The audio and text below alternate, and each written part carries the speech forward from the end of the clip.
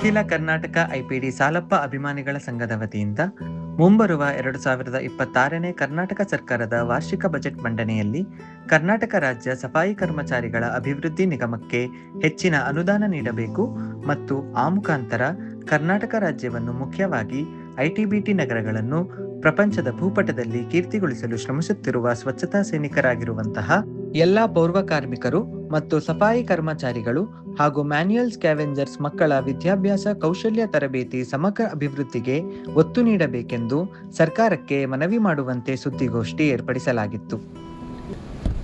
ಬಸವರಾಜ್ ಅವರ ಅಣ್ಣವರ ಅಧ್ಯಕ್ಷತೆಯಲ್ಲಿ ನೀವೆಲ್ಲ ಮಂಡನೆ ಮಾಡಿದ್ದೀರಾ.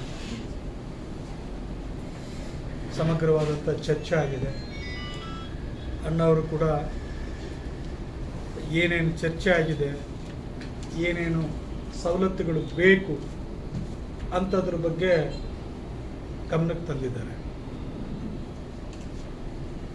ಸಫಾಯಿ ಕರ್ಮಚಾರಿಗಳ ಅಭಿವೃದ್ಧಿ ನಿಗಮ, ಇದಕ್ಕೆ ಐಪಿಡಿ ಸಾಲಪ್ಪ ಅಭಿವೃದ್ಧಿ ನಿಗಮ ಅಂತ ಹೆಸರಿಡಬೇಕಂತಕ್ಕಂಥದ್ದು ಸ್ವಾಗತ. ಇದನ್ನು ರಾಜ್ಯದ ಮುಖ್ಯಮಂತ್ರಿಗಳು ಈ ಬಗ್ಗೆ ತೀರ್ಮಾನ ತಗೋಬೇಕಾಗುತ್ತೆ.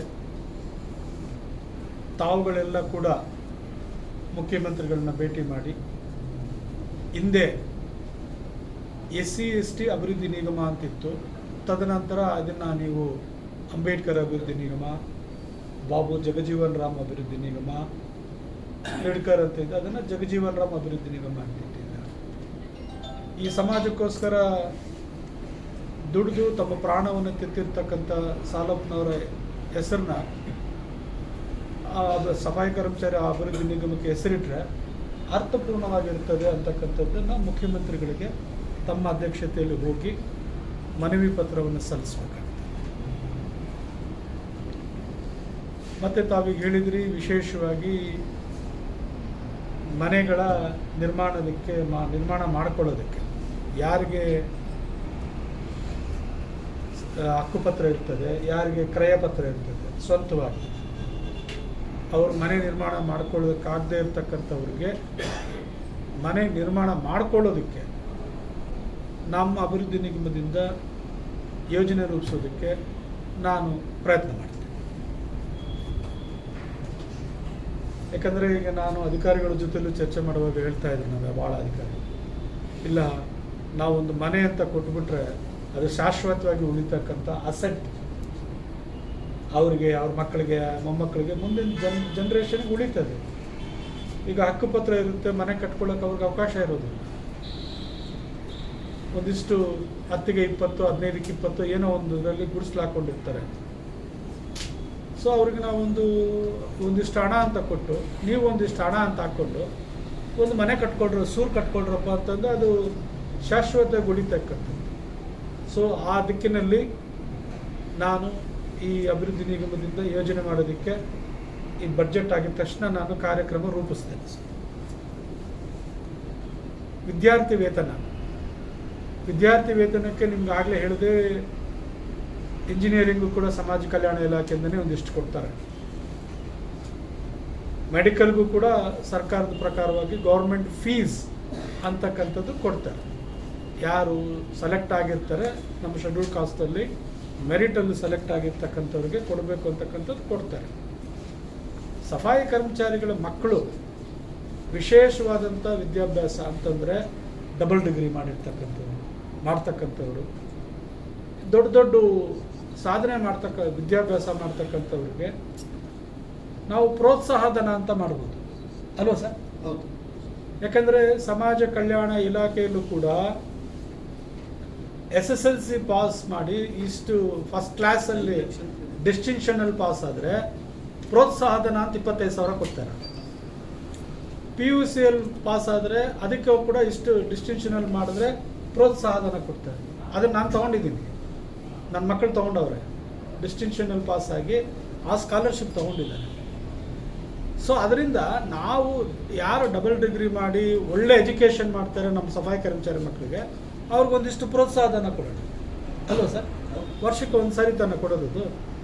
ಫೀಸಸ್ ಎಲ್ಲ ವೆಲ್ಫೇರ್ ಡಿಪಾರ್ಟ್ಮೆಂಟ್ ಕೊಡುತ್ತೆ, ನಾವು ಪ್ರೋತ್ಸಾಹಧನ ಕೊಡ್ತೀವಿ. ನಾವು ಫೀಸ್ ಕೊಡೋಲ್ಲ, ಪ್ರೋತ್ಸಾಹಧನ. ಅದನ್ನು ಮಾಡ್ಬೋದಲ್ಲ ಸರ್? ಮಾಡ್ಬೋದು.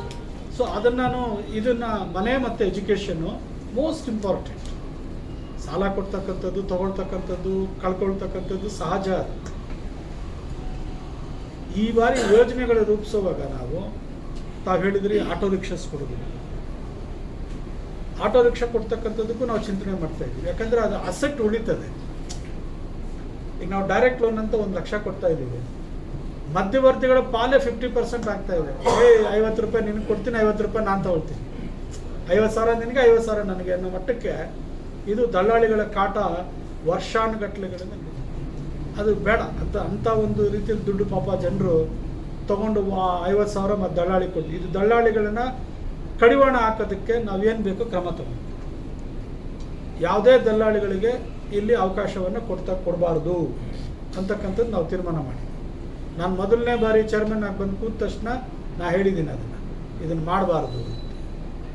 ಬೆನಿಫಿಷರೀಸ್ ಬೇಕಾ ಬರಲಿ, ನೇರವಾಗಿ ಅವರು ಕೂತ್ಕೊಳ್ಳಿ, ಸರ್ ನಾನು ಅರ್ಜಿ ಹಾಕಿದ್ದೇನೆ, ನಾನು ಸೆಲೆಕ್ಟ್ ಆಗಿದೆ, ನನಗೆ ಅನ್ನೋದು ಕೊಡಿ ಅಂತ ಕೇಳಿದೆ. ನಾನು ಬೆನಿಫಿಷರಿ ಪರ ಬಂದಿದ್ದೀನಿ ಅಂತಂದರೆ ನಿನಗೆ ಮಾತಾಡೋದಕ್ಕೆ ಹಕ್ಕಿಲ್ಲ, ನಡೀಲಿ ಅಂತ ನಾವು ಹೇಳ್ಬೇಕು. ಅವರು ನಮ್ಮ ಮೇಲೆ ಅಪಪ್ರಚಾರಗಳನ್ನ ಶುರು ಮಾಡ್ತಾರೆ. ನೀವು ಬರಬೇಡ ಅಂದರೆ ನಮ್ಮ ಮೇಲೆ ಅಪಪ್ರಚಾರಗಳು ಶುರು ಮಾಡ್ತಾರೆ. ಸೊ ಅದಕ್ಕೂ ನಾವು ಹೆದರೋದಿಲ್ಲ. ಒಳ್ಳೆ ಕೆಲಸ ಮಾಡೋಕ್ಕೆ ಹೋದಾಗ ನಿಂದನೆಗಳು, ಆಪಾದನೆಗಳು ಬರೋದು ಸಹಜ. ಅದನ್ನು ಫೇಸ್ ಮಾಡಿದ್ರೇ ಒಳ್ಳೇದು ಮಾಡೋಕ್ಕೆ ಸಾಧ್ಯ ಆಗುತ್ತೆ. ಸೊ ಈಗ ನಿಮ್ಮ ಅಭಿಪ್ರಾಯಗಳನ್ನೆಲ್ಲ ಕೂಡ ನಾವು ಸಂಗ್ರಹಣೆ ಮಾಡಿದ್ದೇವೆ. ಖಂಡಿತವಾಗ್ಲೂ ನಾವು ಬಡ್ಜೆಟ್ ನೀವೇನು 2,000 ಕೋಟಿ ಹಣ ಕೊಡಬೇಕು ಅಂತಕ್ಕಂಥದ್ದು ನಿಮ್ಮ ಅಭಿಪ್ರಾಯ ಇದೆ. ಇದನ್ನು ನಾವು ಸ್ವಾಗತ ಮಾಡ್ತೇವೆ. ತಾವೆಲ್ಲರೂ ಕೂಡ ಮುಖ್ಯಮಂತ್ರಿಗಳನ್ನು ಭೇಟಿ ಮಾಡಿ, ನಮ್ಮ ಬಸವರಾಜಣ್ಣವರ ನಾಯಕತ್ವದಲ್ಲಿ, ಮಂಜಣ್ಣವರ ನಾಯಕತ್ವದಲ್ಲಿ, ಇಲ್ಲಿರ್ತಕ್ಕಂಥ ಎಲ್ಲ ಸಂಘಟನೆ ಮುಖಂಡರುಗಳ ನಾಯಕತ್ವಗಳಲ್ಲಿ ಮುಖ್ಯಮಂತ್ರಿಗಳನ್ನು ಭೇಟಿ ಮಾಡಿ, ಸ್ವಾಮಿ ನಮಗೆ ಸಮಗ್ರವಾದಂಥ ಅಭಿವೃದ್ಧಿ ಆಗ್ತಾ ಇಲ್ಲ, ಸಫಾಯಿ ಕರ್ಮಚಾರಿ ಅಭಿವೃದ್ಧಿ ನಿಗಮಕ್ಕೆ ನೀವು ಒಂದು ಸ್ವಲ್ಪ ಹಣ ಕೊಟ್ಬಿಟ್ಟು ನೀವು ಉದ್ಧಾರ ಆಗಿ ಅಂದರೆ ಎಲ್ಲಿಂದ ಸ್ವಾಮಿ ಸಾಧ್ಯ ಆಗ್ತಾ ಇದೆ?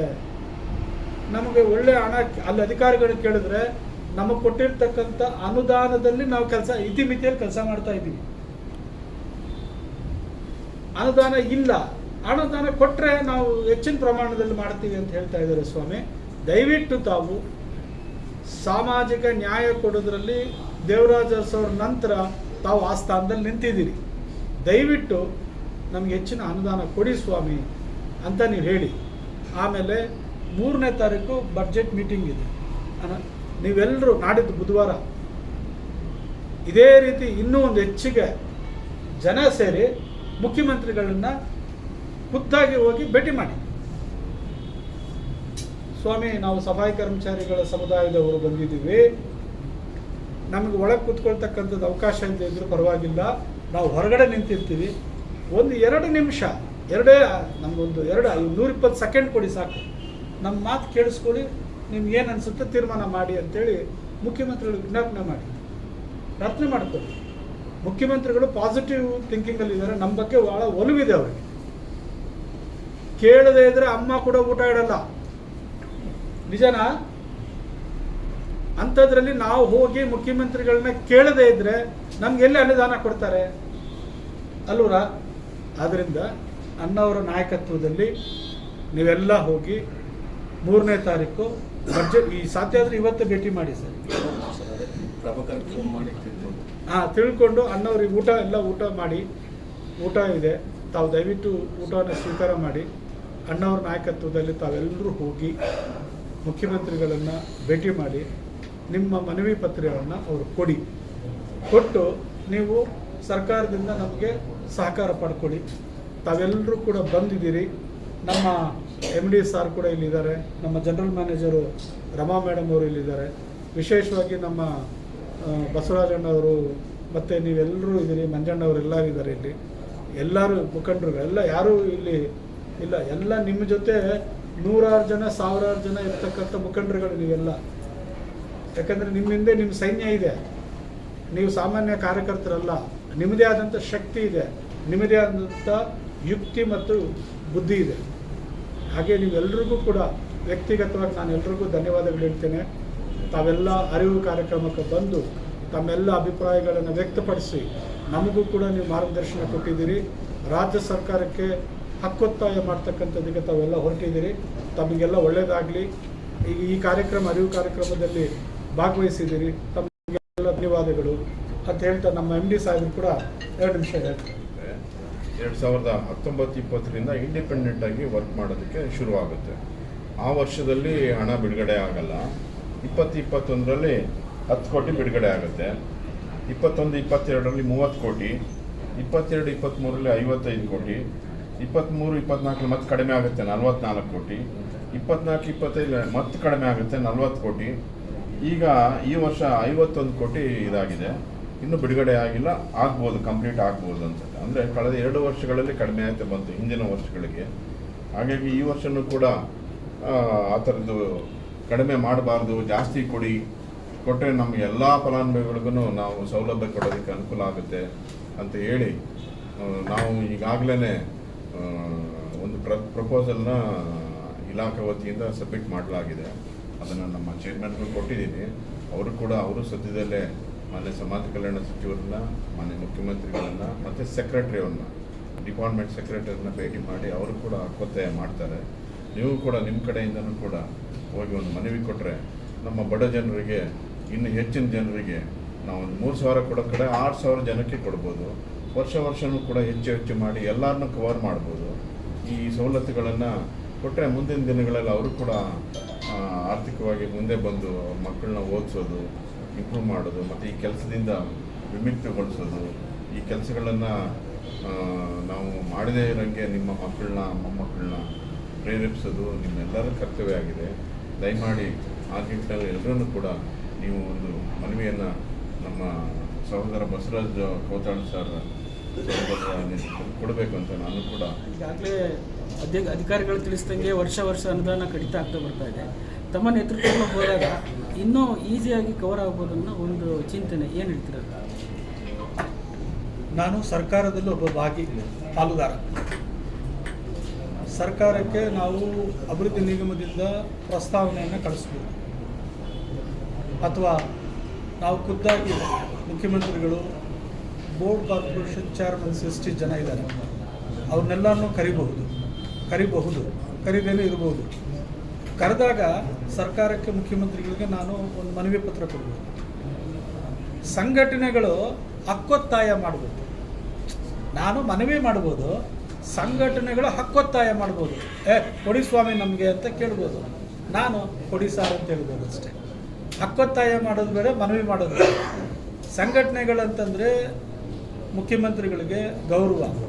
ಆ ಸಮಾಜದವರು ಬಂದು ನಮಗೆ ಇಷ್ಟು ಪಾಲು ಬೇಕು ಕೊಡಿ, ಯಾಕೆ ನಮಗೆ ವರ್ಷ ನೀವು ಕಡಿತ ಮಾಡ್ಕೊಂಡು ಬಂದಿದ್ದೀರಿ, ನಾವು ಮುಂದೆ ಬರೋದು ಇಷ್ಟ ಇಲ್ವಾ ಅಂತ ನೀವು ಮಾತನಾಡೋದಕ್ಕಂಥದ್ದಕ್ಕೆ ನಿಮಗೆ ಸ್ವಾತಂತ್ರ್ಯ ಇದೆ.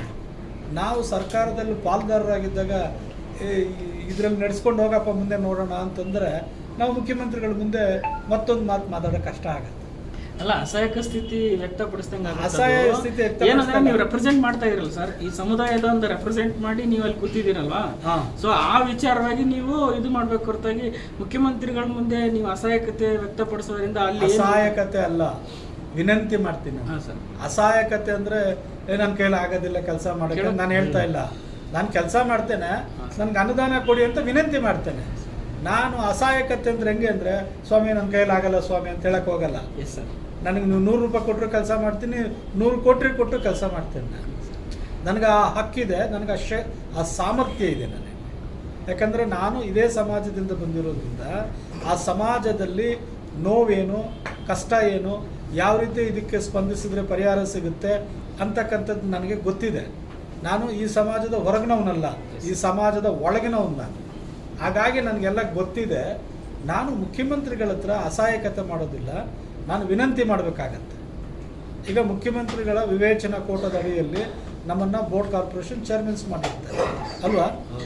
ಮುಖ್ಯಮಂತ್ರಿಗಳ ವಿವೇಚನಾ ಕೋಟದಲ್ಲಿ ಮಂತ್ರಿಗಳನ್ನ ಮಾಡ್ತಾರೆ ಅವರು. ಫೈನಲ್ ಆಗಿ ಮುಖ್ಯಮಂತ್ರಿ ಚೀಫ್ ಅಲ್ವಾ. ಈಗ ನಾವು ಮುಖ್ಯಮಂತ್ರಿಗಳಿಗೆ ನಮ್ಮ ಸರ್ಕಾರದ, ನಮ್ಮ ಅಭಿವೃದ್ಧಿ ನಿಗಮದ್ದು ಏನು ಬಡ್ಜೆಟ್ ಬೇಕು ಅಂತಕ್ಕಂಥದ್ದನ್ನು ನಾವು ಅವರಿಗೆ ಪ್ರಪೋಸಲ್ ಕೊಡ್ತೇವೆ. ನಾವು ಈಗಾಗಲೇ ಪ್ರಪೋಸಲ್ ಕೊಟ್ಟಿದ್ದೇವೆ ಅವರಿಗೆ, ಈಗಾಗಲೇ ಕೊಟ್ಟಿದ್ದೇವೆ. ಮುಖ್ಯಮಂತ್ರಿಗಳು ಸಂಘಟನೆಗಳ ಮುಖಂಡರುಗಳನ್ನೆಲ್ಲ ಕರೆದು ಸಭೆ ಮಾಡ್ತಾರೆ 3ನೇ ತಾರೀಕಲ್ಲ ಸರ್, 12ನೇ ತಾರೀಕು 12ನೇ ತಾರೀಕೇನೆ ಸಭೆ ಇಟ್ಕೊಂಡಿದ್ದಾರೆ. 12ನೇ ತಾರೀಕು ನಾಳೆ ಸಮಾಜ ಕಲ್ಯಾಣ ಇಲಾಖೆ ಸಂಬಂಧಪಟ್ಟ ಮಾತ್ರ ಚರ್ಚೆ. ಸಂಘಟನೆಗಳೆಲ್ಲ ಕರೆದು ವರ್ಷ ಎಲ್ಲ ಸಂಘಟನೆಗಳನ್ನ ಕರೆದು ಸಭೆ ಮಾಡ್ತಾರೆ. ಏನಪ್ಪ ಏನು ಮಾಡಬೇಕು, ಏನು ಮಾಡಬಾರ್ದು, ಏನು ಕತೆ, ಏನು ಬೇಕು ಅಂದಾಗ ಎಲ್ಲ ಸಂಘಟನೆ DSS ಅವರು ಇವರೆಲ್ಲರೂ ಕೂಡ ಅವ್ರವ್ರ ವ್ಯಕ್ತಿಗಳನ್ನ ಅವರು ಅಭಿಪ್ರಾಯಗಳನ್ನ ವ್ಯಕ್ತಪಡಿಸ್ತಾರೆ. ಈಗ ಸಮಾಜದವ್ರನ್ನೆಲ್ಲ ಕರೆದು ನಾವು ಈ ರೀತಿ ಮಾಡಬೇಕು ಅಂತಕ್ಕಂಥದ್ದನ್ನು ಇವ್ರಿಗೆಲ್ಲ ನಾವು ಅರಿವು ಮೂಡಿಸ್ತಕ್ಕಂಥದ್ದು ನಮ್ಮ ಜವಾಬ್ದಾರಿ ಇತ್ತು. ನಾವು ಇವತ್ತು ಅದನ್ನು ಮಾಡಿದ್ದೇವೆ. ಇವತ್ತು ನಮ್ಮ ಸಮಾಜದ ಮುಖಂಡರುಗಳಿಗೆ ಗೊತ್ತಾಗಿದೆ, ಅಶೋಕಣ್ಣ ಅವರು ಕರೆದಿದ್ದಾರೆ, ಮುಖ್ಯಮಂತ್ರಿಗಳ ಹತ್ರ ಕೇಳಿ ಅಂತ ಹೇಳಿದ್ದಾರೆ. ನಾವು ಹೋಗ್ತಾ ಇದ್ದೇವೆ. ಕಳೆದ ಬಾರಿ ಎಷ್ಟು ಸರ್ ಅನುದಾನ ಕೊಟ್ಟಿದ್ದು? ಎಷ್ಟು ಸರ್? 40 ಕೋಟಿ 40. ಅದು ಏನಾಗಿದೆ, ಮೈನಸ್ ಸ್ವಲ್ಪ ಕಡಿಮೆ ಮಾಡಿದ್ದೆ. ಆಗ ರೆಪ್ರೆಸೆಂಟೇಟಿವ್ ಇದಕ್ಕೆ ಇರಲಿಲ್ಲ, ಅಭಿವೃದ್ಧಿ ನಿಗಮಕ್ಕೆ ಚೇರ್ಮನ್ ಯಾರೂ ಇರಲಿಲ್ಲ. ಮತ್ತು ಸಮಾಜದವ್ರನ್ನು ಕೂಡ ಪಾಪ ಅವರು ಕೂಡ ಅದನ್ನು ಅರ್ಥಕೊಂಡು ಪ್ರಶ್ನೆ ಮಾಡೋಕ್ಕಾಗಲಿಲ್ಲ. ಈಗ ನಾನು ಚೇರ್ಮನ್ ಆಗಿ ಬಂದ ಮೇಲೆ ನಮ್ಮ ಸಮಾಜದವರಿಗೆ ಅರಿವು ಮೂಡಿಸಿ ನಮ್ಮ ಹಕ್ಕನ್ನು ಕೇಳೋಣ, ನಡೀರಿ ಅಂತಕ್ಕಂಥ ದಿಕ್ಕಿನಲ್ಲಿ ಇವತ್ತು ನಾವು ಈ ಒಂದು ಕಾರ್ಯಕ್ರಮ ಇಟ್ಕೊಂಡು ನಾವು ಮಾಡಿದ್ದೀವಿ. ಮುಂದಿನ ದಿನಗಳಲ್ಲಿ ಇನ್ನೂ ಹೆಚ್ಚಾಗಿ ಮುಂದಿನ ವರ್ಷ, ಆಚಿನ ವರ್ಷ ಎಷ್ಟು ನಮಗೆ ಸಾಧ್ಯ ಆಗುತ್ತೋ ನಮ್ಮ ನಾವಿದ್ದಷ್ಟು ದಿನ ಇದನ್ನು ಬೆಳೆಸ್ಬೇಕು. ನಮ್ಮ ಸಮಾಜದನ್ನು ಕರೆದು ಮಾತಾಡಬೇಕು ಅಲ್ವಾ? ಇಲ್ಲಿವರೆಗೂ ಯಾರು ಮಾತಾಡಿಲ್ವೋ ನನಗೆ ಗೊತ್ತಿಲ್ಲ. ನಾನಂತ ಸಂತು ನಾನು ಬಂದು ನಾನು ಕರೆದು ಬನ್ನಿಪ್ಪ ಕೂತ್ಕೊಳ್ಳಿ ಮಾತಾಡಿ. ಈಗ ನಮ್ಮ ಅಣ್ಣವರು ಇದ್ರು, ಬಸವರಾಜಣ್ಣ, ಅನುದಾನ ಹೆಚ್ಚಿಗೆ ಕೊಟ್ಟಷ್ಟು ಇನ್ನೂ ಕೆಲಸಗಳು ಜಾಸ್ತಿ ಮಾಡ್ಬೋದು. ಎಲ್ಲರಿಗೂ ನಮಸ್ಕಾರ. ಈಗ ಇದು ಸಫಾಯಿ ಕರ್ಮಚಾರಿ ಏನು ನಾವು ಮೀಟಿಂಗ್ ಮಾಡಿದ್ದೀವಿ ಅಂತ ಹೇಳಿದ್ರೆ, ಈಗ ನಮ್ಮ ಸಫಾಯಿ ಕರ್ಮಚಾರದಲ್ಲಿ 40 ಕೋಟಿ ಅನುದಾನ ಬಿಡುಗಡೆ ಮಾಡಬೇಕಂತ ಒಂದಿರೋದು.